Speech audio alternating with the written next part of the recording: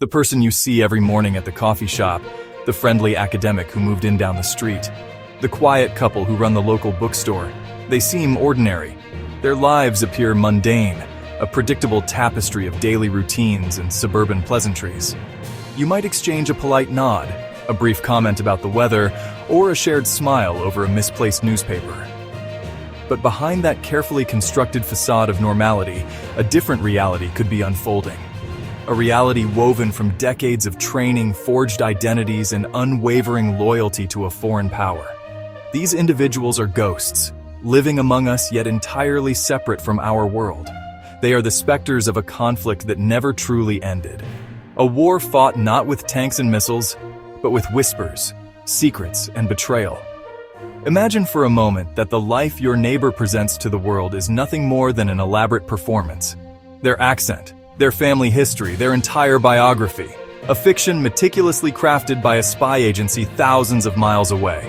Their purpose is not to integrate, but to infiltrate. They are waiting patiently for a signal that may never come, or one that could arrive tomorrow, activating them for a mission that could alter the course of nations. The term itself sounds like something torn from a John le Carré novel, Illegals. They are the elite, the long-term sleepers of Russian intelligence. They are not diplomats with official cover. They are not attachés working from an embassy. An illegal is an intelligence officer operating abroad under a painstakingly constructed non-official cover. They are given a new name, a new nationality, a new life story. A legend built to last. Their mission? Become a citizen of nowhere, a ghost in plain sight. Creation can take more than a decade. It begins in secretive Russian training facilities like the SVR, successor to the KGB's first chief directorate. Recruits are chosen for linguistic abilities, psychological resilience, and absolute devotion to the state. They spend years mastering language, culture, customs, not just fluency, but instinct. They must think, dream, react as if born there. Their goal, erase one identity, inhabit another. Once deployed, the primary task is simple: to exist. Live a quiet, unremarkable life. Enroll in a university, start a small business, raise a family. Those elements are tools of their tradecraft. By embedding deeply, they become trusted. They build networks of friends and contacts, none of whom suspect their allegiance. They play the long game, infinite patience. For years, even decades, they may do nothing that looks like espionage. They wait, gather ambient information, and build a life that will serve a darker purpose. Deep cover life equals profound, terrifying isolation. They are phantoms, living on a knife's edge, their every action a calculated part of a grand deception from Moscow. Any notion that the era of the deep cover spy ended with the fall of the Berlin Wall has been shattered by a string of recent high-profile arrests. The hunt is very much alive. In June 2022, Dutch intelligence services apprehended a man at Schiphol Airport in Amsterdam. He called himself Victor Muller Ferreira, a Brazilian academic on his way to an internship at the International Criminal Court in The Hague. In reality, he was Sergei Vladimirovich Cherkasov, a trained officer of Russia's GRU military intelligence. His legend was impeccable, built over more than a decade. But a tip-off from an allied agency brought his meticulously planned mission crashing down just as it was about to begin. This was not an isolated incident. The dragnet is global, and the spies keep emerging from the shadows. In Slovenia, authorities arrested a couple living under the names Maria Meyer and Ludwig Gish. They ran an online art gallery, were raising 2 children, living a seemingly idyllic life in Ljubljana. But they were elite Russian SVR illegals, operating across Europe for years, using their business as a front for clandestine activities. The United States has seen its own share of the drama. The 2010 arrest of a 10-person spy ring, which included the now infamous Anna Chapman, brought the reality of Russian illegals crashing into the American public consciousness. They had spent years living in suburbs across the East Coast, working as real estate agents, journalists, financial planners. They were the soccer moms and dads of the espionage world. While their intelligence gathering was often deemed low-level, their purpose was more strategic, to burrow into American society and cultivate contacts with people who might one day enter positions of power. They were planting seeds for a harvest that might be decades away. More recently, cases have continued to surface, each one more audacious than the last. For every illegal who is caught, a chilling question hangs in the air. How many more are still out there, operating undetected, their legends holding firm? Consider the case of the man who called himself José Assis Jamaria. To his friends and colleagues in Brazil and beyond, he was a charismatic entrepreneur. He had a compelling backstory, claiming to be the child of an Austrian father and a Brazilian mother. He used this identity to gain a master's degree in international relations from Johns Hopkins University, a premier institution for aspiring diplomats and intelligence analysts. His ultimate goal, however, was not a corner office in Washington, but a position inside the International Criminal Court, an institution investigating Russian war crimes.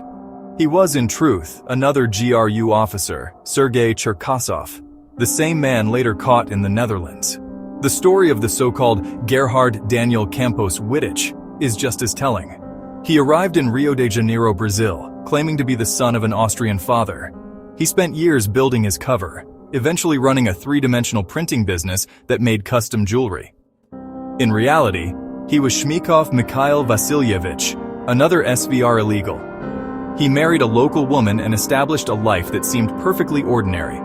But behind the facade of a small business owner, he was an agent of the Russian state. His purpose was not to sell jewelry, but to use his carefully crafted identity as a springboard for operations, a stable platform from which to conduct espionage against Brazil and its allies. These agents do not just steal secrets, they steal lives. The identities they use are often those of deceased infants, ghost children whose names are taken from birth records and repurposed for a new existence. This ghoulish practice provides a foundational layer of authenticity, a paper trail that begins at birth. From this starting point, the intelligence services construct a full biography, fabricated school records, family photos, and anecdotes. The illegal must then internalize this story, live it, and breathe it until it becomes their own. They are actors in the longest and most dangerous play of their lives. Their very presence is an act of aggression, a quiet invasion happening in plain sight. The creation of an illegal's legend is, honestly, an art form, a masterpiece of deception that's been perfected over a century of Russian and Soviet espionage. It's a process that, well, demands immense resources, a lot of creativity, and above all, patience. The goal is to build a life story so robust and internally consistent that it can withstand even the deepest scrutiny from suspicious border guards, diligent background checkers, and, rival intelligence agencies. The legend isn't just a document, it's a living, breathing entity. It needs to account for every single year of the agent's supposed life, from a completely fabricated childhood in some distant country, all the way to a plausible reason for their arrival in the target nation. Usually the process starts with picking a legendized nationality. Brazil, Argentina, Canada. Countries like these are chosen because their multicultural societies provide plausible cover for someone with a slight accent or an unusual background. The spy agency, whether it's the SVR or the GRU, will then go out and acquire genuine identity documents. A birth certificate, often of a child who died in infancy, is the most prized starting point. From there, they build layer upon layer of falsehood. School diplomas, driving licenses, and eventually, a passport that will serve as the agent's key to, well, the whole world. Once the documentary foundation is laid, the human element really kicks in. The agent has to spend years absorbing the culture connected to their new identity.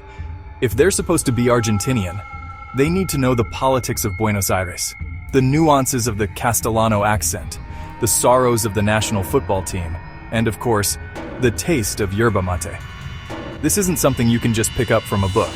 Often, the SVR will send the agent to live for several years in a third country, a sort of training ground where they can practice living their new identity away from the high-stakes environment of their ultimate target nation.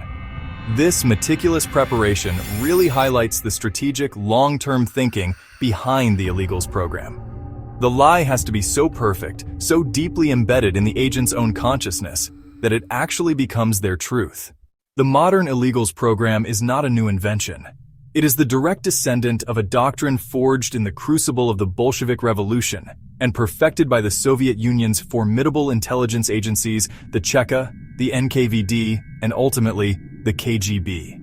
The concept of the deep cover agent, completely divorced from any official state presence, was seen as the ultimate tool of ideological and political warfare. These early illegals were driven by revolutionary fervor, sent abroad to foment communist uprisings, steal industrial secrets, steal atomic secrets, and assassinate enemies of the state. They were the true believers, the vanguard of the world revolution. During the Cold War, the KGB's Directorate S was the legendary department responsible for managing the illegals network. It was the most secret and prestigious branch of the entire organization. Agents like Conan Malady, who posed as a Canadian businessman named Gordon Lonsdale in Britain, became espionage legends. He successfully ran a spy ring that stole secrets from the Portland naval base for years before his capture. Another famous case was that of Rudolf Abel, a KGB colonel who operated in New York City under the guise of a humble artist and photographer before he was famously exchanged for the captured U-2 pilot Francis Gary Powers on the Glienicke Bridge. These figures were not just spies. They were symbols of the KGB's global reach and its mastery of the dark arts of deception. The collapse of the Soviet Union in 1991 led many in the West to believe that this form of high-risk, high-cost espionage would fade into history. This assumption proved to be dangerously naive. The KGB was dismantled, but its spirit and its most effective personnel were simply rebranded. Vladimir Putin, himself a former KGB officer who served in East Germany, understood the strategic value of the illegals program better than anyone. Under his leadership, the program was revitalized, refunded, and re-energized for a new era of confrontation with the West. The primary function of an illegal is not always to steal secrets in the traditional sense. Many are not positioned near military bases or government ministries. Their mission is often far broader and potentially more destructive. They are sleeper agents, put in place to prepare the ground for a future conflict. Their tasks can include identifying critical infrastructure vulnerabilities, power grids, communication networks, transportation hubs, financial systems.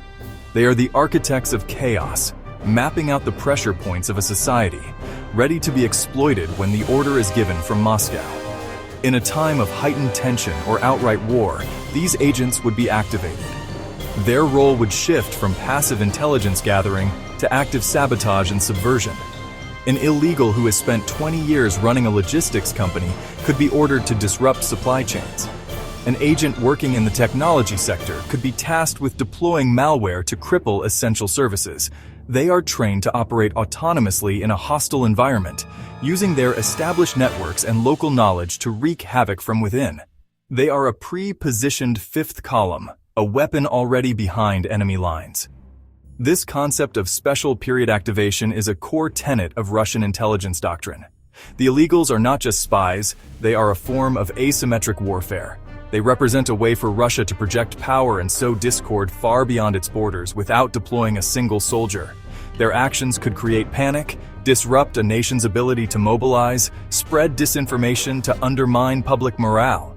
The friendly face who has been a part of the community for years could suddenly become an instrument of its destruction. The investment in such a network speaks volumes about Russia's long-term strategic outlook. It is not the action of a country seeking peaceful integration with the global community. It is the action of a power that views the world as a permanent battlefield and believes that a major conflict with the West is not a matter of if, but when. The life of an illegal is a masterclass in clandestine communication, cutting-edge technology, time-honored tradecraft. In an age of digital surveillance where every email can be intercepted, where every phone call can be intercepted, secure communication is the lifeline that connects them to their mission. If it is severed or compromised, they are truly alone and vulnerable. One of the oldest and still most reliable methods is the shortwave radio. In the dead of night, an illegal might tune a special receiver to a predetermined frequency to receive a burst of encrypted data. These messages often take the form of number stations, broadcasts of a voice reading streams of numbers, deciphered only with a single-use cipher pad. The signal can be bounced off the ionosphere to travel thousands of miles. Because it's a broadcast, security services cannot know who is listening. For two-way communication, the dead drop remains a staple, leaving a package, perhaps a memory card containing encrypted files, hidden inside a hollowed-out rock or a magnetic container, retrieved later by a handler. The agent and handler never have to meet, eliminating the risk of being seen together. Locations are carefully chosen. Loose brick in a park wall, underside of a bench in a busy train station, a specific spot in a remote forest. Modern technology has also been adapted for their purposes. Agents use steganography to hide encrypted messages within ordinary images or audio. A picture of a cat on social media could contain orders from the SVR. They use specialized devices to send encrypted bursts over Wi-Fi.